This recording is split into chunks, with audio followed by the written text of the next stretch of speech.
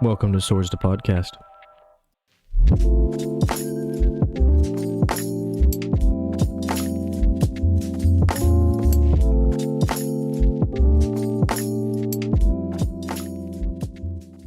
Hello, everybody. Welcome back to the Swords to Podcast. My name is Thomas. And my name is Adam. Today we have put together a list of all of the commanders from Lowryn Eclipsed, and we are going to throw them together on a tier list on how we feel about them overall and kind of how much play they're going to see in casual and maybe even competitive commander. Is that it? No, no segue to the next section. Before we get into the commanders, I'll just do it. Before we get to the commanders, Adam, tell us about the pre-release. How did it go for you? My pre-release went really well. Well, for the most part, I ended up doing a 6 p.m. pre-release, but the person that I rode to the pre-release with ended up wanting to do the midnight pre-release, and the first one we did at 6 p.m. was 6 rounds, so twice as long as a normal pre-release. The 6 p.m. one, like I said, was 6 rounds. The midnight pre-release was 4 rounds still, and I ended up having to build the second pre-release deck in between rounds 5 and 6 of the first pre-release. I ended up taking 8th place at the first pre-release and 2nd place at the second pre-release. So I did pretty well, got some packs, and got some interesting cards. I got a few of the shocklands that I wanted. Ended up getting the full art double-sided Overgrown Tomb. I was able to trade for that. Got some cool pulls. I was, and I really, as kind of predicted, I think you're kind of the same way. I really enjoyed the limited environment. It was a really good time. How about you, Thomas? Yeah, it was cool. One of the things I was talking with people about is this set's going to be really fun to draft. And I know I said that about Avatar, but I think this one is probably going to be even better because, like we said a million times, just the lower rarity cards. There's some heaters in there. Mm-hmm. A lot of freedom. I think with the colors, the way that they all there's a little bit of everything in each color, and I love that. For me, I did 3 a lot. Again, it just kind of worked out that way. The first night I did, like I said, I built Jund, Goblins / Elves, and went pretty well, 2 and 1. And then the next time I wanted to switch it up, but then I pulled some actually crazy Goblins in my rares, so I just did it again, 2 and 1. And then the third pre-release I did was Two-Headed Giant, and that was crazy because you share a card pool for Two-Headed Giant pre-releases, and me and my partner cooked up a really devious set of decks. I built blue-white control Kithkin fairies, so like flyers and making some other stuff, and then they built blue-white control merfolk. So that's kind of, you can imagine how that went. We went 2 and 1, and that was just so much fun. It was, yeah, it kind of went exactly as you guys would expect with 2 control decks. But it was awesome because even in a control build, some cool creatures in there. But with that, speaking about creatures, how about we move on to the legendary creatures? Before we get into the list, Adam, I have a question for you. You had already mentioned we put every single commander from this set. Can you guess how many new commanders we got in this set?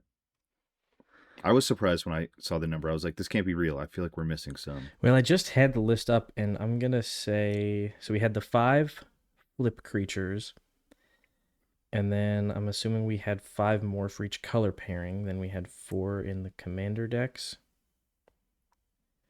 Yeah. Well, 4 in the commander decks, we know that. So and then, I'm just talking main set. Oh, main set, I'll say 15. You're basically there. It's 16. And I just thought that was weird because coming off of Avatar, there was a ridiculous number of commanders. We ended up doing 25, and we cut a bunch. So pretty crazy. I guess that's the thing we're going to see with Universes Beyond is they load it full of legendary creatures. But it's kind of refreshing, I guess, that there's so much else going on in this set that they didn't need to put a crazy number of legendaries. So with that, let's go ahead and jump in. I have the 4 commanders from the decks up first. So how about you want to do a quick rundown, as usual, of the tiers that we're going to be rating on today? Thomas, how about you do that this time? This will be like the 3rd time I've done it. It's about time you Okay. take your turn. All right, so I'm gonna start. I'm gonna start at the middle. So B tier is middle of the road. That's why I love about doing S, A, B, C, D. B tier is middle of the road. Solid commander. Nothing crazy powerful, but it's not bad. It's just something that I would say your bracket two, maybe high bracket two types of things. Fun to play, and not crazy abusive. C tier is lower power, maybe a little bit toxic getting on that side of things, and something that you maybe wouldn't have that much fun playing or playing against. D tier is the bottom of the barrel, not fun to play against, probably not that fun to play. And going back up, A tier, you're going to have some stronger commanders, not crazy abusive, but does some powerful things. And then S tier is best cream of the crop, best of the best. It's going to be what we think is maybe the most powerful, the most, I keep saying fair to play, but ones that like are just going to be cool. Like if you're playing against it, it'll be cool to kind of watch it do its thing. And you're like, wow, that's a really solid deck. And yeah, I guess that's a pretty decent rundown of our tiers. Yeah. So let's just get started with Ashley and the Limitless. Adam, do you wanna take this one? You take the elementals, and I'll take the Jund.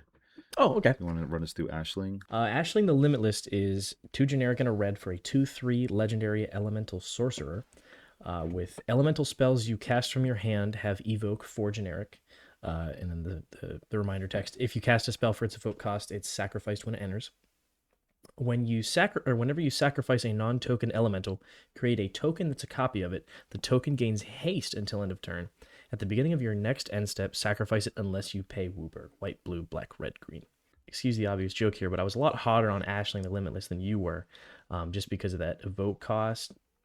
Giving your expensive elementals evoke and then being able to reduce that because it is a casting cost. I'll tell you what, during the pre-release, I played against one pre-release deck that was elementals, and I absolutely curb stomped them. I Same, did not, same, yeah. and what was crazy was I found out while playing this gentleman, I found out that a lot of the cards in the pre-release pool, a lot more of them were incidentally elementals, just like cards that you wouldn't expect them to be elementals, and then obviously that the creature type was bolstered by the presence of all the shapeshifters. But the thing was that the deck focused on things that cost more than, for the elemental payoffs were based on things that cost more than 4, and a lot of the shapeshifters weren't more than 4 CMC. So a lot of the elementals in this set were pretty lackluster and limited, I found. Even the ones that I played with, I had my second time around, I had an elemental that I was using. It was one of the new ones, and it wasn't, it was the mirror one. It never really felt good to use. And so while before this, I would have probably put Ashling in S tier. Feels bad to say this. I'm going to knock her all the way down to B tier. Just because I think there's nothing crazy that, I mean, obviously my considerations as commanders being totally biased by my experience with elementals in limited environment. So maybe I'm missing something here, but I don't even think she could really realistically go higher than A tier. Yeah, well, I'm not gonna go too crazy on this because we already kind of know I'm still lower on this. I found the same thing with the elementals as a quick sidebar and limited as well, where in a lot of these other it's not tribes, like kindreds, I don't know what you would be the plural for kindred, whatever. The payoffs in a lot of them were crazy good in all the other ones except for elementals, it felt like. And that's what the one guy who was playing elementals kind of said too to me when I was after the game. He's like, you play these big mana spells, but the payoffs, like for those ones that are telling you to play the big mana spells, it's not good enough for how much resources you're dumping into it. So that's kind of the thing I noticed. I almost would have put Ashling at C, but I think B is fine because I think those are 2 really strong abilities still. There's obviously ways to get around the having to sacrifice at the end step and Wooburg. It's not easy to pay, so you'd probably want to get away from that. But even then, getting extras is not bad. So I think B tier is solid for that. Do you want to stick with this vibe and go with so that was the face commander. You want to go with the backup now? Yes. So the backup commander for this precon is Massive Mysteries. This is Wooburg, so white, blue, black, red, green, for a 5/5 legendary elemental. with First Strike, Vigilance, and Trample. And at the beginning of combat on your turn, another target elemental you control gains Myriad until end of turn. I think this goes in C tier. I feel like a lot of the elementals that you'd want to evoke out or do whatever, you don't want to be casting them for their full mana cost. And so giving your elementals, like obviously there's ones that don't evoke, like there's elementals that do other things. But I think that the ones with the strong ETBs you normally want to evoke, and so you can't give them Myriad because they don't last until combat. Obviously, Massive Mysteries will be good with Ashling on the table, but that's pretty much every face and backup commander. They always work together pretty well when they're both on the table. So I'll say C tier. Yeah, I'm good with that. It's kind of the same thing with Ashling, where you're gonna lose it at some point. Again, there's ways to end it, but with Ashling, it gives you at least a way to keep it. Massive Mysteries, it's a lot harder to keep those around. So you're really just running off the ETBs. So I'm good with C tier. And I mean, considering the fact that Ashling is 2 less mana and vastly easier to cast and get down early, and then start discounting your elementals and copying that, I think Ashling is light years beyond Massive Mysteries. For sure. All right, so we'll go into the Jund precon. Now, after getting I was already high on this on this deck. After getting my hands on it, this thing is insane. We're going to start with Anti-Ul. This is the face commander. Anti-Ul, Curse Wretch. It's 1 in Jund, so 4 mana for a 4/4 Goblin Warlock. It has Ward, Blight 2. And a reminder, to Blight 2, a player puts 2 -1 counters on a creature they control. Not crazy, but it's always nice when something comes with Ward. Whenever 1 or more -1 counters are put on a creature, draw a card if you control it, and if you don't control it, its controller loses a life. So it's really great because they added all this support for -1 counters. So it's not a problem putting it on your own creatures and you're drawing cards. And this effect just happens every time it happens. And it says 1 or more, so sometimes you'll be putting extras, but a lot of the stuff in the actual precon is like single, maybe double, but you'll be able to get a lot of triggers off of this. And being able to get an extra value, like you're already getting value by putting -1 counters on their creatures, because that's better than just single, like one-time damage, but they're also losing life. So I really love Anti-Ul. I feel like A for Anti-Ul is kind of what I'm feeling, because I think that draw when you're getting value plus the other value for stuff that wants to have the counters, that's kind of where I'm at. What do you think, Adam? Yeah, I'm with you there. I just can the interaction with stuff like Devoted Druid or whatever that one that I think it's a defender where you put a -1/-1 counter on it to add 1 green mana or something, but you can only do it once a turn. Just the interaction with those pieces just feels like that feels like it would be really, really good to do. So I'm with you with A tier. It's rewarding you for something that's pretty easy to do. Yeah, and they really buffed like that. It's one of the strongest precons I've seen in a while, probably since MH3. So, moving on to the backup commander, Reaper King No More. It is 3 mana, but they're hybrid. It's either 2 colorless or each of the 3 pips for Jund. For a 3/3 Scarecrow, it's a legendary artifact creature. When it enters, put a -1 counter on each of up to 2 target creatures, and whenever a creature an opponent controls with a -1 counter on it dies, you may put that card onto the battlefield under your control. Do this only once each turn. So that's like the big thing holding it back, is you can only do it once each turn, but it's also really great. I don't think it's as good as Anti-Ul. I'm still kind of going back and forth. I heard somebody talking about how this could be cEDH, and I kind of laughed. I'm like, huh? I thought that was just a wild thing to say, but there is some stuff to be said about, because they made a good point about the like nature's rhythm, stuff like that, or you can sacrifice a creature, because this is a 6 CMC creature that you can play for 3, right? So there's some interesting stuff there. You get, and you can, -1 an Esper Sentinel and get it, -1 like all this other stuff and get it. And it's good that they don't go away, until they die under your control or whatever else happens. But I still think Anti-Ul is a little bit better. I'm feeling B tier for this one. I think they're both very strong in their own right, and they work crazy, crazy well together. But I think B tier for Reaper. What do you think, Adam? Really? Yeah. Are you feeling higher? I mean, I think the Reaper belongs in A tier with Anti-Ul. I'm good for it. I'll put it in A tier. Yeah, I figured. It's like I mean, obviously, it's harder to put -1/-1 counters on your opponent's things. That's not something that's necessarily quite as easy or as mana conscious as Antiul is, but just being rewarded for killing your opponent's things and being able to steal them, especially when there's a fair number of ways to put -1/-1 counters on things at instant speed, so you can take advantage of this multiple times per turn rotation to get around that once each turn stipulation. I think this is Yep. really good. And the other thing is you don't have to kill it with -1 counters. It just Mm-hmm. has to have a -1 counter Yeah. on it. So that's. But what do you think? cEDH? Oh, definitely not. Definitely Uh, not. okay. I want to make sure like I wasn't tripping with that. Bracket 4. Yeah. Bracket I 4 mean, the thing is, would be cool. it's one thing for a commander that synergizes with things that are easy to do or things that you already want to be doing, but it's another thing to synergize things with, or a commander that synergizes with things that you're doing in cEDH. You know, Yeah. like when we think of a cEDH commander from a recent set, we think of like Longshot, where he's synergizing with making mana, drawing cards, playing a bunch of non-creatures, things that are already rewarded in, or things that are already very commonplace in cEDH. So Yeah. I think A tier is good. All right. Cool. All right. With that, we will move on to our flip. I think. Yeah, these are all our flip Mm-hmm. ones coming up next.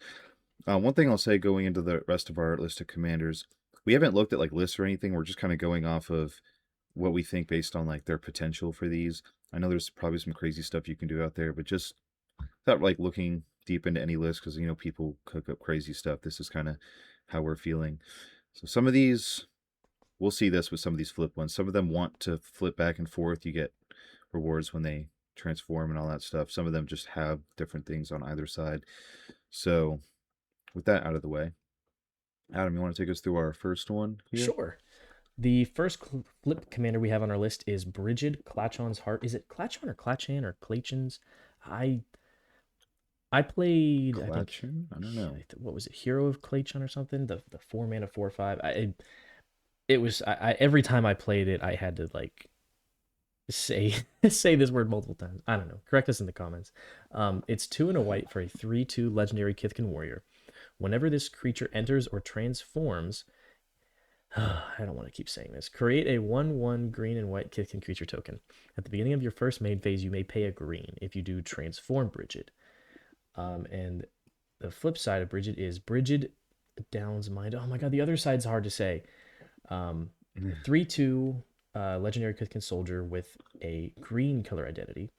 And she taps to add X green or X white, where X is the number of other creatures you control. At the beginning of your first main phase, you may pay a white if you do transform Brigid. This commander, I think, I haven't. I don't know how competitively. I mean, there are plenty of creature combos in Selesnya. I just don't know how many of them go infinite and like definitively win you the game. It's more of like going over the top with a bunch of creatures and then swinging out and hopefully having enough damage to kill everybody. I think Brigid is probably the second strongest commander of all the all the flip commanders from this set. I mean, a 3 mana and then I guess it's a 3 mana and then one more, so 4 mana Guidus Cradle that also can give you white feels pretty good. And also, she comes with a 1/1. So you're already getting, at the end of the day, you're going to be able to at least get 1 mana off of it, which is pretty good because it only triggers on other creatures. But surely you've got mana dorks in this deck, and it's not like a creature type, it's just all your creatures. So, you got turn 1, you play, you play a dork. Turn 2, second land, play Brigid. Turn 3, flip Brigid. You've got 3 lands, or you've got turn 3. So you'll have 2 untapped lands and an untapped dork. So you've got 3 mana. You can use that mana to make more guys. Then tap Brigid for like 2 or 3 mana and keep doing it, and then cast something else. Like that's a very explosive commander in Selesnya. I think this is A tier without a doubt. Yeah, I'm with you. I think this is one of those where it does get something when it flips back over, but I don't see a single reason why you would want to flip it No. back after you get the backside. So I'm with you on that, and the fact that it can tap for white, it's great. I think A tier is very solid for this. Yeah, there's just such a Uh, huge mana advantage there. all right, with that, we'll move into our next commander, one we've talked about already. Erdu, Carrier of Dawn, 3/2 white for a 5/5 elemental god. Flying lifelink. Front side, creature spells you cast have convoke. Main phase, you can pay a black, transform it. It'll transform into Isilu, Carrier of Twilight. It is a 5/5 elemental god. Flying lifelink. Each other non-token creature you control has persist. I'll be honest, Adam, might be going out on a limb. I'm going to say S tier with this one. I think both sides are so good. The only thing that's like going to be tough about this is which side do you want open and when. I think being able to give all your creatures convoke is amazing. Giving all your creatures persist is probably even better. But there's merit to both of them, and it's crazy that it's on the same card. You can only have one side up at a time, obviously. Mm-hmm. But dude, we were crazy about this before. My feelings have not changed. I think S tier. Yeah, I'm with you. I think Erdi was just so good on the front side. It allows you to power out some of your combo pieces faster. Obviously, this is going to be probably an aristocrat style infinite combo creature style deck. You know, you're going to be doing stuff with persist and I forget what the card's called, but it's an enchantment that doesn't let you put counters on creatures. You know, there's all kinds of different combos and ways to do that. Whereas you make infinite mana with a sack outlet or deal infinite damage with like a Zulaport cut through it or something like that. And so being able to have both the mana advantage to get these pieces out basically the turn after you play Erdu, I would have to guess, and then or even the same turn, and then being able to flip to Isilu and then immediately get a combo piece on the backside of your commander seems very strong. This card with its ability definitely deserves S tier, and the more I think about it, the more I want to move Brigid to S tier, just because I think that level of mana advantage. I mean, Brigid's mana advantage is even stronger, and she's 2 mana less. So I would almost be willing to move Brigid up to S tier. Honestly, Gaia's Cradle on the back of a creature. Yeah. Yeah, in two sure. colors. Yeah. We're going back. Bridge is also S tier. Go right before Erdu. Right. I'm gonna go out on a limb though. I know we still have the rest of the list to go through before we move on. I think Erdu might be the best commander in this set. I don't think that's crazy. We'll see how the rest goes, but that's just kind of what I'm feeling. Which one, Brigid or Erdu? Yeah. I think it's just, dude, it's so good. Mm-hmm.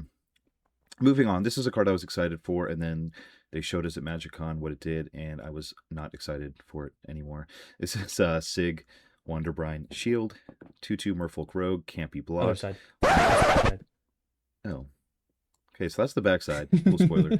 Sig, Wanderwine Wisdom is the front. It's 1 and a blue for a 2/2 Merfolk Wizard. Can't be blocked, also. When it enters or transforms, target creature gains, when this creature deals combat damage to a player or planeswalker, draw a card until end of turn, and you can pay a white on your main phase and at the beginning and flip it to, this time, to Sig, Wanderbrine Shield, 2/2 Merfolk Rogue, can't be blocked. When it enters or transforms, or just when it transforms, it doesn't enter. Target creature you control gains protection from each color until your next turn. So I think it sucks, I'll be honest. Flipping to the front side, it's just gives it to one creature, drawing a card when it deals combat damage. That's just not great. The backside would be cool if you could flip it whenever you want, and I know there's cards that kind of can, but then you're kind of playing at hard mode in that point, just to give one creature protection from every color. This is just not good. Yeah, I'm with you there. I'm honestly feeling D tier. Like, I'll be honest. Yeah, I agree, D tier. I'll tell you what though, Sig was awesome and limited for me. Like he would basically deal like between 8 and 12 damage and draw me 2 or 3 cards for 2 mana. Sig was freaking sweet, because then obviously you basically every time that you gave the abilities on transform, I would always give the ability to Sig. So Sig would I would so basically every other turn Sig was unkillable because he had protection from all colors. So it was cool. But yeah, D tier as far as this is Commander. Yeah, this is Commander, not limited. All right, I'll take the next one, because this is one I played and was an all-star. This is Grub Storied Matriarch, 2 in black, 2/1 menace. When it enters or transforms, you can return up to 1 target goblin card from your graveyard to your hand, and beginning of main phase, pay a red, flip it, Grub Notorious Auntie, 2/1 Menace, Goblin Warrior. When it attacks, you may blight one. If you do, create a tapped and attacking token that's a copy of blighted creature, except it has sacrifice it at your end step.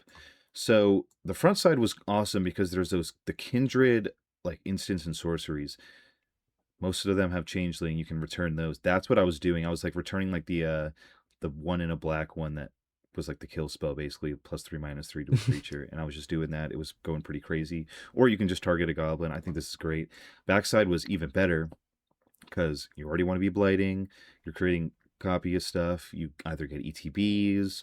In my case, I had the one that gets buffed for all the goblins you have, and yeah, I really had fun with this in limited. In Commander, I think it could be really cool because obviously you have access to more cards. I'm feeling B tier. I think it's a very solid card, and I had a lot of fun with it. What do you think, Adam? Yeah, to me this feels like a value commander where you're just recurring things that you didn't even realize were goblins, like stuff with strong ETBs, or you're gonna be doing more of a big things kind of goblin deck, I think, right? Because you want to be Mm-hmm. yeah, you want to be recurring things and you want to be sacrificing them and copying them. So yeah, I think B tier would be great for Grub. Awesome. You want to take us through our next one? This is up your alley. Absolutely. I did not get to see this card at all. Not even not a single opponent I got to see this card against. But this is Ashling Rekindled. This is 1 and a red for a 1/3 legendary elemental sorcerer. Whenever this creature enters or transforms into Ashling Rekindled, you may discard a card. If you do, draw a card. At the beginning of your first main phase, you may pay a blue. If you do, transform Ashling. Ashling transforms into Ashling Rhymebound, a 1/3 with the blue color identity, a legendary elemental wizard, same thing. Whenever this creature transforms into Ashling Rhymebound, and at the beginning of your first main phase, add 2 mana of any one color. Spend this mana only to cast spells with mana value 4 or greater. At the beginning of your first main phase, you may pay a red if you do transform Ashling. I'll say really quick. I did play against this once. The one elemental deck that I played against, Yeah, not very not good. very good. Even he said not very good. Yeah, And that was just in I don't limited. In think Commander, mm-mm, I don't think much needs to be said mm-mm. here. The problem is the stipulation on that elemental ability. It's just not only is it elementals, but mana value 4 or greater. I'm not really on this card. I think this is Big D D tier. tier. D tier. Yeah. All right, perfect. Let's move on. We got one more flip commander, Adam. What do we have up All right, next? this one is also up my alley. This one I got to play. So the first, I don't think I mentioned it, but the first pre-release I played Esper Control or Bant Control, and then the second one that I did, I played Golgari Elves, and Tristan was, like you said, an all-star for me. Tristan Callous Cultivator is 2 and a green for a 3/4 legendary creature elf druid with Death Touch. Whenever this creature enters or transforms into Tristan Callous Cultivator, mill 3 cards, and then if there's an elf guard in your graveyard, you gain 2 life. At the beginning of your first main phase, you may pay a black if you do transform Tristan. Tristan transforms into Tristan Penitent Color. Again, a 3/4 legendary elf warlock with the black color identity with Death Touch. And whenever this creature transforms into Tristan Penitent Color, mill 3 cards, then you may exile an elf card from your graveyard. If you do, each opponent loses 2 life. At the beginning of your first main phase, you may pay a green if you do transform Tristan.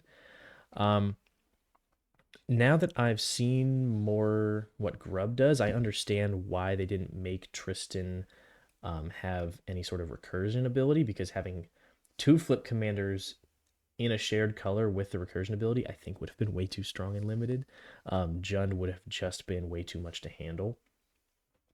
But Tristan was awesome for me. Just 3 mana for a 3/4 Death Toucher, already great. Enters, you mill 3, which is exactly what the Golgari Elf deck wants to do. Immediately, pretty much guarantees you gain 2 life on ETB. 3 mana, 3/4 Death Touch, gains you 2 life, pretty good. Also mills you 3.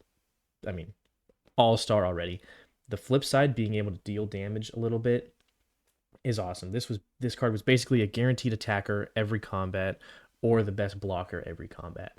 This card was awesome and limited, not so much in Commander. The fact that Nope. you're milling 3 every turn, this is pretty below rate for milling 3. I'm thinking of like Ripples of Potential in these colors, and Ripples of Potential actually lets, or no, Ripples of Undeath is in these colors, and that's 2 mana to mill 3 every turn, and it lets you return one that you might want. I don't think Tristan is a good commander at all. I'm torn between It C just and D doesn't do tier, anything. but I'm gonna lean more towards D tier so that I can shy away from being too biased based on how good he was for me at the pre-release. Yeah, no, I'm with it because just in Commander, it really just doesn't do anything. Like you're gaining life, they're losing life. The thing that's weird about this set, which I already kind of was thinking was weird, is that it's elves and graveyard, which is kind of strange because like when you're playing elves, especially in Commander, you want all of them on the battlefield coming back. You don't want to just like throw them in your graveyard unless you have a way to get them back consistently, and he does not give you that. So Mm-hmm. D tier, I'm feeling for Yeah. him. So that closes out our flip commanders. Pretty evenly spread. Oh, 3 and D tier, maybe not. But let's go on to the rest. I know I just said this for Erdu, but this is like probably a little bit more fitting. I'm gonna go out on a limb on this one. I think this card is S tier, Adam, and I'll read it while you mull that over. Doran, Besieged by Time. It's 1 and Habzan? Yes. Yes. White, black, green. For a 0/5 Treefolk Druid, each creature spell you cast with toughness greater than its power costs 1 less to cast. And whenever a creature you control attacks or blocks, it gets +X until end of turn, where X is the difference between its power and its toughness. You know, for a Toughness Matters commander, the one discount, it's not crazy, but it's pretty good. You know, discounts all your stuff. You're going to be playing most of that. But obviously, the thing anyone is talking about is Walls of Bossing Say. Like, you have a 30/60 when it blocks, or maybe try and make it lose defender, then it can attack as a 30/60. Like, that's crazy. And just with everything else, like himself is already a 5/15 when he attacks or blocks. So it's, or a 5/10. Sorry, I'm tripping. It's a 5/10, but that's still pretty crazy. Like, and that's the thing, is you're going to be playing a lot of defenders, so blocking is crazy because a lot of defenders are like what, like a 0/5, now it's a 5/10. Mm-hmm. Like, it does so much more. I mean, okay, it's tough because there's the Toughness Matters commanders are really good, a lot of them. Like, we just got that dragon from Tarkir. There's obviously whatever the other legendary dragon is, not Nicol Bolas, but whoever the other one is, I don't even remember. Arcades? But I think this is Arcade. Yeah, Arcades. Thank you. And so different colors here, but dude, it's just crazy because if it was just like blocks or just attacks, it would be one thing. But it's attacks or blocks. It just really opens you up to so much. So again, this one actually is out on a limb. I think S tier. What do you think, Adam? I'm gonna back you down to A tier a little bit and just hear me out. I think Baitor is such a better commander than Doran, and I think like nobody's gonna be attacking into the Toughness Matters deck anyway, in my opinion. Like if you're gonna be Yeah, but attacking, this gives them even less of a yes, reason. but the vast majority of the time, this isn't gonna do anything. The mana reduction is good. I'm a big fan of that. A little costly for that. Not not saying that the second ability is not worth it for 4 mana because that's definitely the stronger of the two in my opinion. But I would much rather have Baitor in my command zone, and then Doran comes out as a finisher. This is to me this is like the Craterhoof Behemoth of those decks. And any green deck that I want Okay. to play, I'm not going to put Craterhoof Behemoth in the command zone if I have the option to. Just because then it's telegraphed. Like I'd rather have Doran in the Yeah. 99. I'm not saying it's a bad commander Okay, I can because see I that. tell you what, there was a game where my opponent had him, and I used that 5 mana Changeling clone, made a copy of him, and swung out and won the game simply because I was able to surprise my opponent with a Doran. Yeah. So I like I said, I think he's better than 99. Yeah, that's fair enough. Like I said, I was just going out on a limb. On a I limb. don't hate him at A tier. Yeah, I was just, oh yeah, nice. Um, but yeah, no, I don't hate him in A tier. I think he's cool and it's something I would consider playing. I've wanted to build Toughness Matters for a while, but this one has been calling my name more than the others, I think. But maybe not. I'm not a Toughness Matters guy, so we'll see. You want to take us through our next Mhm. card? This is another returning creature. This is Reese the Evermore, one generic and a white free, 2/2 legendary elf warrior with Flash. When Reese enters, another target creature you control gains Persist until end of turn, and then for 1 white and tap, you can remove any number of counters from target creature you control, activate only as a sorcery. I got to play Reese my first at my first pre-release, and generally okay. I think the downside is being able to flash Reese in. Being able to flash Reese in and giving a creature persist at instant speed for 2 mana is pretty good. It did give me some pretty good interaction, and then the next turn, obviously, I could, if I flash in on an opponent's turn, obviously, then I could pay a white and tap it to remove that counter once the creature died and came back. So it's a 2 mana protection spell. It didn't synergize with what I was doing necessarily. I think this would be a good counters deck, but I just mono white and removing counters. I think this is D tier. I don't think there's not enough color support to do what you would want to do with Reese, and I don't think it's quite there. Yeah, I mean, I'm kind of feeling C tier on this one because white blink, kind of I guess where I'm looking at it from, Mm-hmm. you know. But yeah, there's not a whole lot. I mean, I don't hate throwing it a D tier. I feel like it's better than the other three. Like it does more than the other three. I feel like the other three just do actually nothing. Yeah, I mean, Sig is probably the best of the other three, but like, I don't know. What do you think, Adam? I mean, just for like blink, I know that card that says counters can't be put on it. I think it's in a different color. I don't It's remember what white. color it's in. Oh, it is Yeah. white. Okay, so there you go. I don't know. There's your combo, but it's also like you have other stuff to be playing blink. I think D tier just I don't know. Yeah, maybe mono not. white has to do Okay, sure. it has to do a lot for it to be a good mono white commander. To be good, yeah, sure. All right. Next we have Abigail, Eloquent First Year. It is 2 hybrid Orzhov mana for a 1/1 bird bard. Flying first strike lifelink. When it enters to one other target creature, loses all abilities. Put a flying counter, a first strike counter, and a lifelink counter on that card. Now, all I have to say about this one is people are talking about it, and I don't know why, dude. I mean, I guess, yeah, you're giving stuff flying, first strike, lifelink, great, great keywords. But they're talking about like, oh, you can go grab all these garbage cards from your bulk and throw together a deck. And I'm like, dude, like, do you want a deck of just flying first strike, lifelink, tribal or kindred? Sorry, like, okay, that sounds so much fun. I don't, and it's only when this enters. Like, this card is not good. I don't know Yeah. why all these people are talking about how much fun it would be to build. Like, maybe someone else sees something I don't, but Yeah, I'm no not with it. one's told me anything I'm not else. with it. The only talk I heard about with this card is in a deck like in basically any of the Timna decks. Um, because it can act as a removal piece for an opponent's creature that's a problem in an interesting way. Um, but it can also, obviously It, it's an elusive attacker with first strike lifelink, gains you a little life, helps you out with your Timna triggers if you want to do necropotence or ad nauseum kind of things. But in the 99, it's not a good commander. D tier. yeah, D tier. Well, yeah, let's just nothing else to be said. That is a card that you could play. All right, you want to take our next one? This one I've heard talks about, which Yeah. I would be willing I to was listen gonna say to you more. liked this one off the rip. This is Bree of Clan Stoutarm, 2 generic, a red and a white for a 4/4 legendary giant warrior.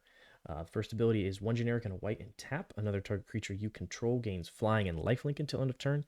And at the beginning of your this is a long one. At the beginning of your end step, if you gained life this turn, exile cards from the top of your library until you exile a non-land card. You may cast that card without paying its mana cost if the spell's mana value is less than or equal to the amount of life you gained this turn. Otherwise, put it into your hand. Um, I like this one. The only downside to this one is I think having if you build this, your 99 is gonna be less full of card advantage than you'd want it to be. And waiting until turn 3 or 4 in Boros for your card advantage doesn't sit. I don't know. This doesn't. I don't love the idea of that. Um, I do like how obviously your two abilities work pretty well together. You can make a creature elusive and give it flying, and then you can you can get your card advantage, and it is pretty decent mana advantage if you're able to gain some life off of it. I'm just not blown away by it. I could see a case for B tier, maybe B tier. C tier is where I think it's good Okay. because you have a good point. 4 mana is hard to get down. The thing I like about it is number one, its first ability, it gets flying and lifelink. They could have just done Mm-hmm.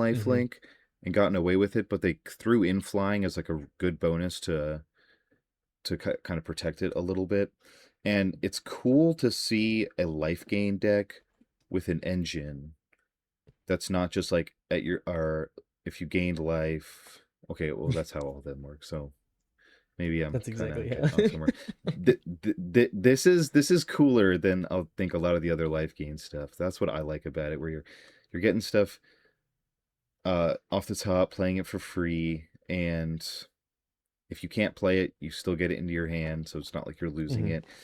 I think it's cool. This one seems just really fun to play. Like if you're building this, it seems like you're gonna build something that's fun for you to play and not crazy abusive.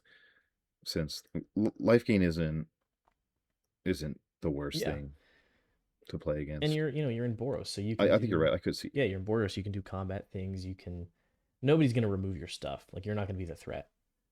So Yeah, it'll be a fun deck to play for sure. yeah, you're right. I think there could be a case made for B tier. We'll see what people throw together with Mm-hmm. this. Maybe I'll still build it, but I think C is a good spot for now. And with that, Adam, the big ticket item of the day. Oh, You want to take the mistress? okay, so this is the Gooner card of the set. High Perfect Morkant. This is 2 generic, a black and a green for a 4/4 legendary elf noble. Whenever High Perfect Morkant or another elf you control enters, each opponent blights 1. And then her second ability is tap 3 untapped elves you control, proliferate, activate only as a sorcery. You know, there was no reason to make this card the way it was, in my opinion, that everyone on the internet is thirsting over, or all the gooners on the internet are thirsting over it. I mean, this is a decent elf commander. Definitely goes in a different route, and it feels a lot more like Lorwyn Eclipse is really embodied by this card. I think the way that elves are built, I don't want to say that elves are built around this card or more than she is built around the elves in the set.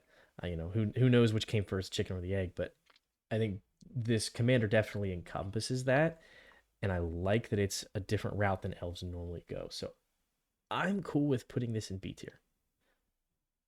Yeah, I'm feeling B. I think it's interesting just going back to Tristan, how this is just this again wants elves to enter the battlefield. What is Tristan? Like what is the point of that card? Mm-hmm. Sorry, that's a little bit of a backtrack.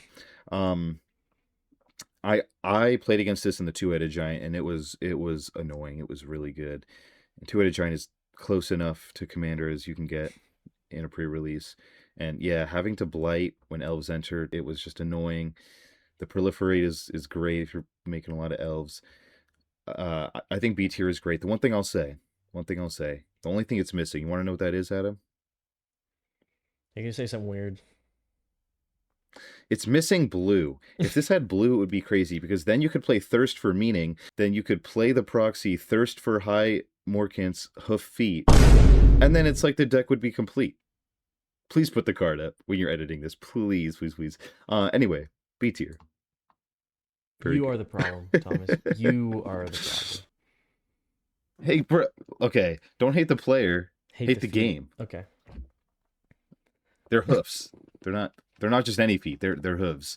Why? Why did they need to do that? Anyway, Like, why? And why do people think it's so weird? Like, I don't know. All right, moving on. I don't think people think it's weird. Who thinks it's Well, weird? people This is just like accepted in the people community now. find it Everybody people agrees. find it necessary to talk about it more than it needs to be talked about. If I Oh, they don't just talk can we about move it. on? They Can we salivate move over on? it. Okay, yes, That's we enough can. saliva. That was the last thing. That was the last thing. Let's go to our next one. This is a key. Dude, I don't know if we talked about this. I don't think so. This is key roll attentive first year. It's 1 and 2 hybrid Boros, so a 3 mana 3/3 vampire cleric. Tap 2 untapped creatures you control. Copy target triggered ability you control. You may choose new targets for the copy. Activate only once each turn. think this is very good. I think this is very good.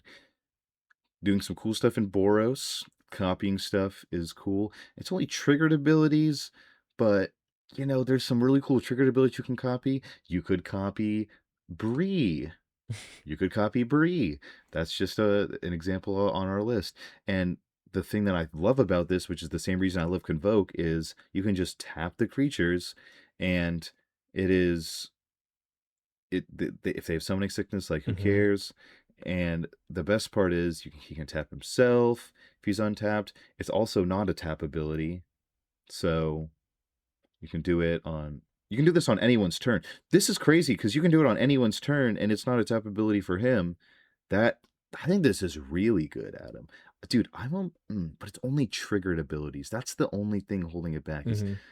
like there's some crazy good triggered abilities. I'm almost feeling A tier, but what do you think? I mean, I mean, I could see a world where this is a very obviously a very combo Boros deck, duh.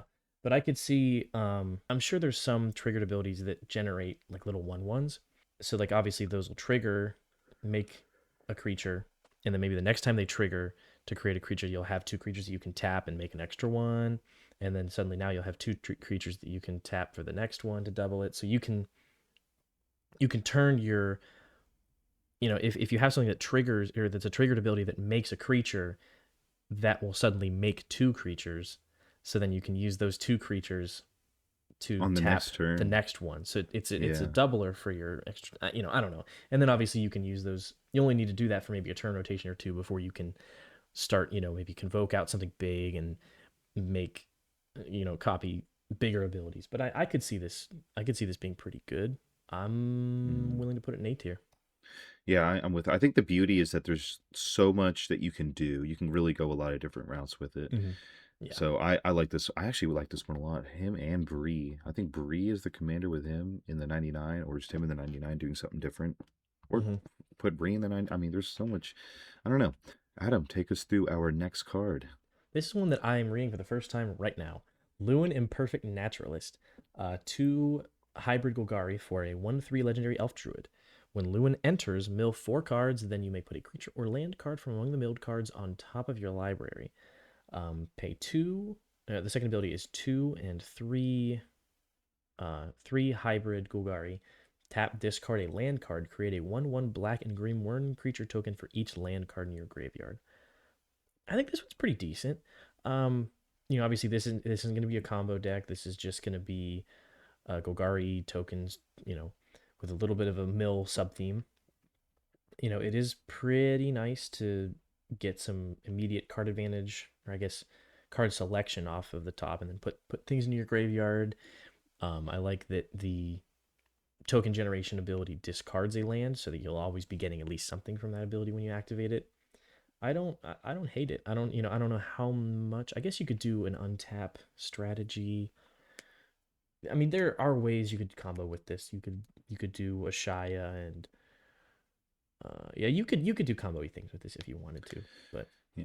Well, I don't like those abilities when you mill and return stuff, but you can only do that with a card that was milled that way. mm-hmm. So that's already something that's kind of putting it back a little bit for me. The other thing is you have to have a land in your hand. So it's kind of weird that you want lands, you're putting lands in your graveyard 2 different ways, but you need lands in your hand to do it. So it kind of works with, I guess, those like graveyard land decks. But again, I don't play those. So how easy is it going to be to keep refilling your hand with lands to do that ability? It's a powerful ability, though. Yeah, I'm I mean, feeling I think C it's pretty tier on easy. this. Yeah, I'm with you. I think it is easier to get lands back to your hands than most other card types. Um, as far as like en masse, if you wanted to do that. But yeah, I could see a world where this deck would be fun. It's like a Alphacrats deck Alpha, with that's funny. with graveyard and yeah, I don't know. I feel like I'd have a hard time knowing what ratio like this. There's so many different things. There's lands, there's creatures, there's milling, there's tokens. There's a lot of different strategies in this one card that I think I would Yeah. struggle to cut the deck down realistically and know what balance. But I think it would be good. Yeah. A little bit of a C tier nightmare. for now, just because it's not absurd. Because that 5 mana is a lot for that ability, especially early game. Yeah, definitely. All right, next up we have Marilyn Fey Ascendant. It is 2 and Teamer, so a 5 mana 4/5 elf fairy noble with flying. Whenever Marilyn or another elf or fairy you control enters, exile the top 2 cards of target opponent's library. Once each turn, you may cast a spell with mana value less than or equal to the number of elves and fairies you control from among cards exiled with Marilyn this turn without paying its mana cost. So I kind of like this. I'll be honest, this might be the first time I'm reading it or second or something. In that, like I just said, I was literally playing Kithkin fairies, and I was thinking, I'm like, some of these fairies are kind of slick. I think a fairy deck would be cool in Commander. It's super interesting that it deals with two. It's elves and fairies. So that's kind of weird to have on one card where you want two different creature types, but it's a very powerful ability, and it's nice that it just counts all of it. So you're maybe kind of sacrificing either way if you're going both routes as far as what they do for each other, like how your elves buff each other versus your fairies. But you can also just go one way or the other. So you could just build a fairy deck with this and have a lot of fairies cast stuff for free. I think it's very good. Uh, I think it's good. I'm kind of feeling B on this one. What do you think, Adam? Yeah, I would say B or A. Worthy of note, I am pretty sure. Well, I know Gold Sabertooth at least top cutted with this in a very recent cEDH tournament. He might have actually taken first. I know he won a dual land from the tournament, so I don't know if that was just a top cut prize. Um, but yeah, this deck. I mean, admittedly, it's just came out, so there's like only a few weeks worth of work on this deck. Oh, this is Very the much, commander? yeah, very much They're an playing this in unsolved cEDH? deck. Yes, it's a food chain deck. My favorite. It's a food chain Yo. deck that you win with. It's a food chain Atali deck, so you win with other people's decks. Pretty cool. No, wait, no way. Yeah. So, but how are you going to have enough elves or fairies to cast stuff for free? Oh, because yeah, I guess you can just, well, hmm. You're gonna get, yeah, so the once each turn thing will trigger each time, or can be done every time you recast Maryland. So you play all a bunch of zero. You play all of your opponent's rocks Mm-hmm. because they're less than Maryland, because you'll always have Maryland out, so that'll be at least one. Obviously, you've got all the mana dorks, so you might have two or three, so you can cast their tutors and stuff. But yeah, it's like, yeah, Might have to look into that. Yo, I think just for the fact that it won or at least came close to winning a cEDH tournament, yo, I think, A tier. Dude, I'm willing to put it in Maryland. A tier. Maryland's That's pretty, sweet. Dude, that's yeah. really sweet. Hold on. Okay, I love this. I really do. Um, I'm gonna put a note to myself for the side after this. Maryland cEDH. Okay, thank you, Google. Uh, Adam, take us through our second to last card. Second to last card is Sanar Innovative First Year. Two generic and two hybrid. I can't think of blue red. Is it? Okay. Two generic and That's two what you were is it stuck on? hybrid mana. Yes. Oh my god. For a 2/4 legendary Goblin Sorcerer with Vivid. At the beginning of your first main phase, reveal cards from the top of your library until you reveal X non-land cards, where X is the number of colors among permanents you control. For each of those colors, you may exile a card of that color among the revealed cards, then shuffle. You may cast the exiled cards this turn. This card and its ability as a commander is extremely contingent upon whether or not Wizards decides to allow hybrid mana costs, because only being able to draw two cards a turn, not awesome. Especially because if you exile two cards off the top that are the same color, you can only grab one of them. So you're pretty much going to whiff quite a bit on this and only get one. But And you have to pay for it. oh yeah, Dude, yeah, there's no mana advantage. yeah, that was the whole thing in this pre-release, right? Is where you have Vivid, you can dip with these hybrid symbols. I still didn't even think Vivid was that good. Like, yeah, it was kind of good in limited, kind of, because get some extra value, but that's in limited when you're like drawing cards. Like in Commander, dude, Vivid's not going to be that good. Even if you're playing a 5 color deck, like a lot of these Vivid abilities, I just don't think it's that crazy because five, there's a ceiling and the number is five for whatever it is, Hmm. right? So that's number one. And number two, that this thing is just not good. Yeah. D tier. I almost the only reason I kind of want to throw it in C is because it at least happens every turn and you can cast like it gives you some extra cards to cast from your hand. So I think it does stuff every turn. I know we're rating this as a commander. I feel like in the 99 this could be okay, but I If you want almost to move want it to in put C it in tier, C. I'm not. I don't feel strongly enough about it in D tier that we can move it. Yeah, I feel like the ones in D tier are just like so bad, but this one I'm not Yeah, that's like true this is compared to the so other bad. ones. Yeah. Yeah. All right, and with that, we have one more card on our list. Now, I have a little story to say about this one, and I'll do it after I read the card. This is Tam, Mindful First Year. It's one and a hybrid. Uh, bro, did the plague just affect me? Did the plague? No, it's Simic.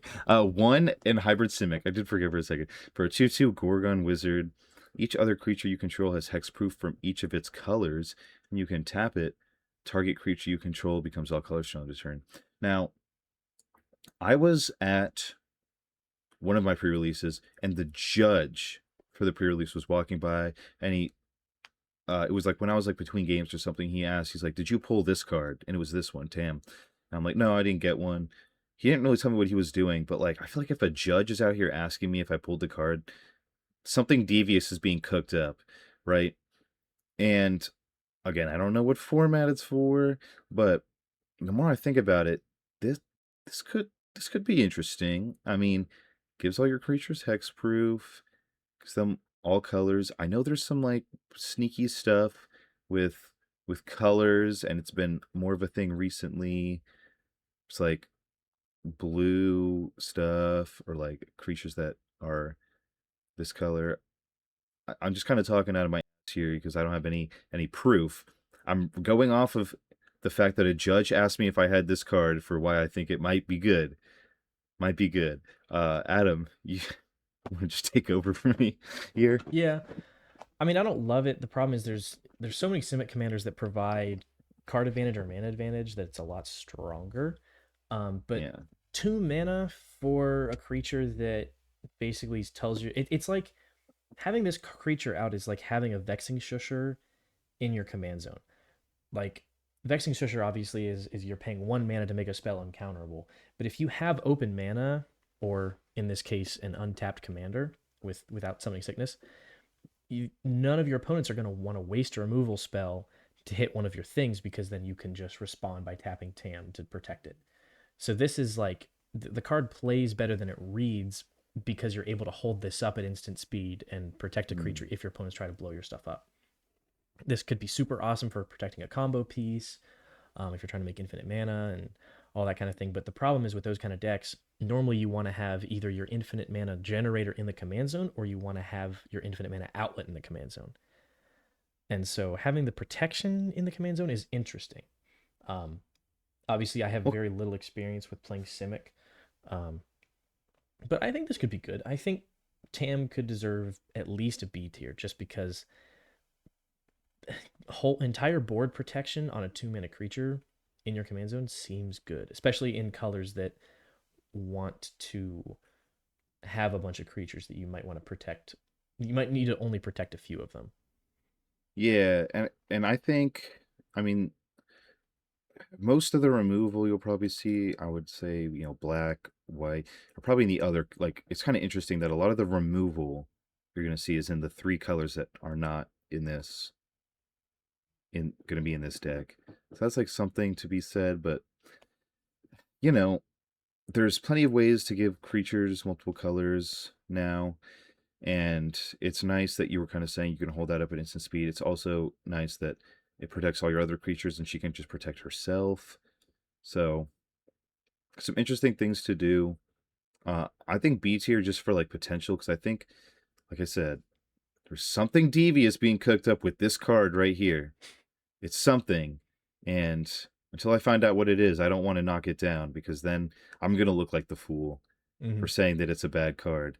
But I think B tier. I mean, yeah, Tam and B tier. Yeah, we ball. And yo, really quick before we close out, bro, I'm still thinking about it. I think Marlin is S tier. Maryland, dude, come on, we gotta bump it up. We gotta bump it up. The only reason I would say no is because Comedian only got 32nd with it, and he's top cutted with like crazy garbage decks. I don't think, and also like this isn't a cEDH channel, you know, like I Maryland is not gonna be mind boggling because like but even outside, Maryland's only gonna be good with, the only reason Maryland's good in very cEDH tribal, tribal. You can absolutely slam like, but I guess very tribal. Other fairies and okay, fine, S tier, fine, yes, fine. Very tribal in S tier, guys. We did some good work today. And I don't know, Adam. Now that we finally finished this list, I feel pretty good about it. What do you think? It's a nice curve we got. Yeah, going on I feel pretty good about where we landed. Awesome. So thank you guys for tuning in. We obviously had a lot of fun with this one. Hopefully you guys had fun playing the set. We'll continue to have fun playing the set. Let us know what you guys think. If you're building any of these commanders or doing something else sneaky with it. If you're doing something sneaky with Tam, let me know, because I'm just itching to find out what is going on with this card.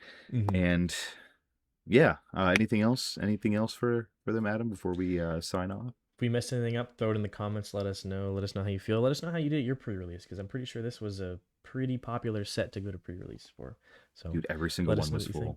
Yeah, same. Every single dude. I don't know if anybody else experienced this. The Gatherer app was just not working all weekend because so many people. I didn't know that was it, but yeah, we had an issue. Yeah, they hadn't. Yeah, every day that was there was issues. It's crazy. That tracks. Anyways, thank you guys so much. We will see you on the next episode. Later.